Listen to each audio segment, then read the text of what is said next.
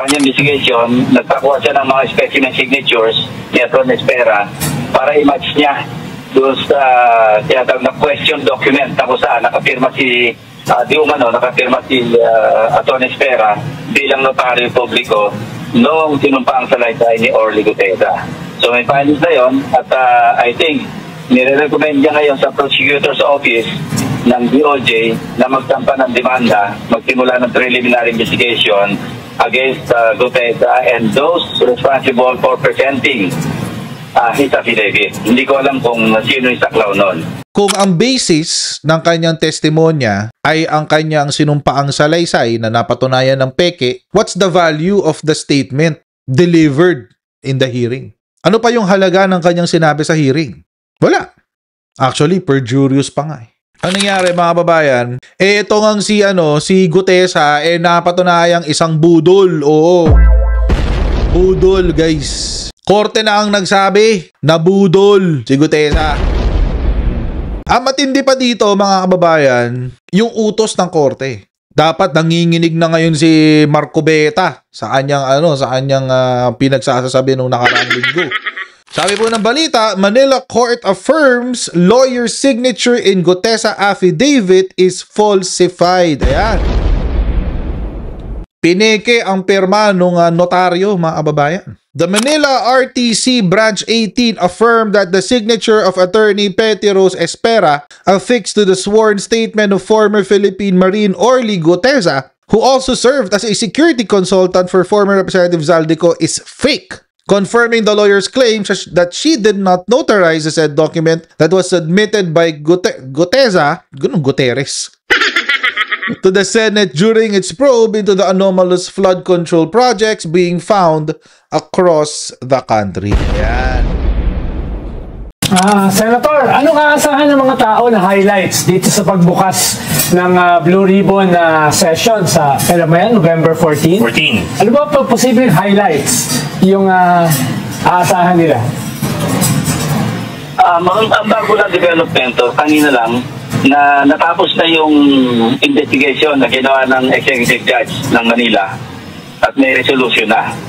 Ang kanyang rekomendasyon ay mag-file ng kaso ng, I think, falsification, and possibly perjury against, of course, yung principal actor, si Orly Gutesa, dahil napatunayan na hindi real signature noong si Espera, yung notaryo publiko.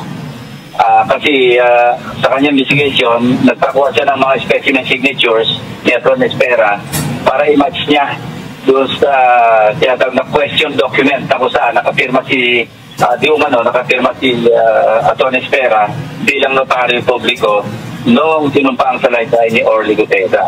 So may findings na yun at I think nire-recommend niya ngayon sa prosecutor's office ng DOJ na magsampa ng demanda, magsimula ng preliminary investigation against Gutesa and those responsible for presenting his affidavit. Hindi ko alam kung sino yung saklaw nun.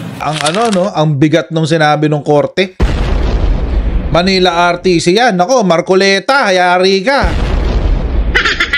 Dalawa kayo ni Mike Defensor sabit dito.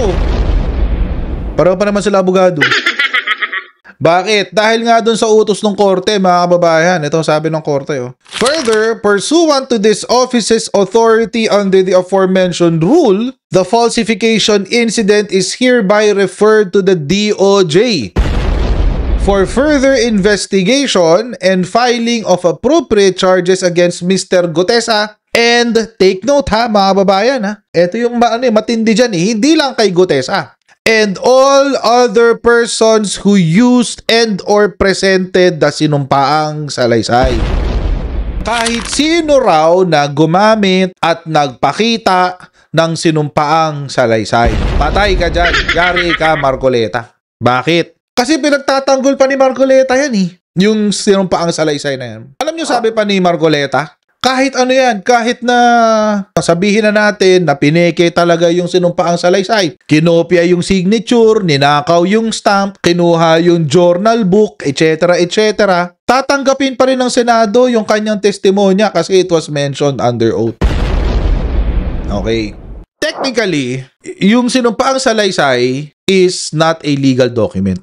Meaning, hindi siya public document kasi hindi siya na-notarize. Yung pag-notarize sa kanya is void.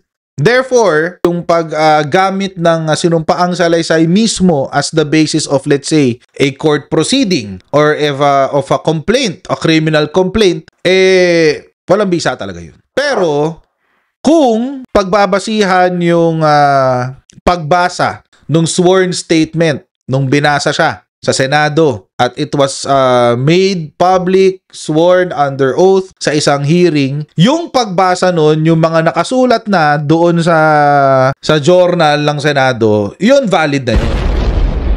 Valid na yun. Bakit? Kasi naka-enter na yun sa sa journal ng Senado, it was also mentioned under oath. So the content itself is nasa loob na ng records ng Senado. Oo, yun yung sinasabi ni Marcoleta. Para sa kanya, happy na siya doon. So ibig sabihin, gumawa siya ng loophole. Ibig sabihin, mga kababayan, baka may alam siya na peke talaga yung statement. Alam niya na peke yung sworn statement.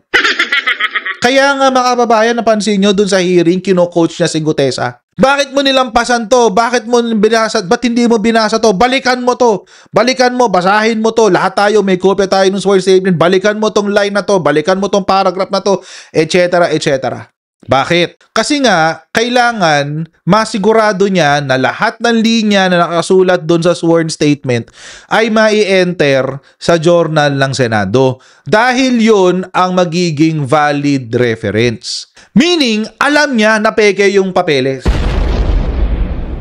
Pero ako naman, my opinion, again, this is my opinion and I could be wrong. Kung ang basis ng kanyang testimonya ay ang kanyang sinumpaang salaysay na napatunayan ng peke, what's the value of the statement delivered in the hearing? Ano pa yung halaga ng kanyang sinabi sa hearing? Wala. Actually, perjurious pa nga.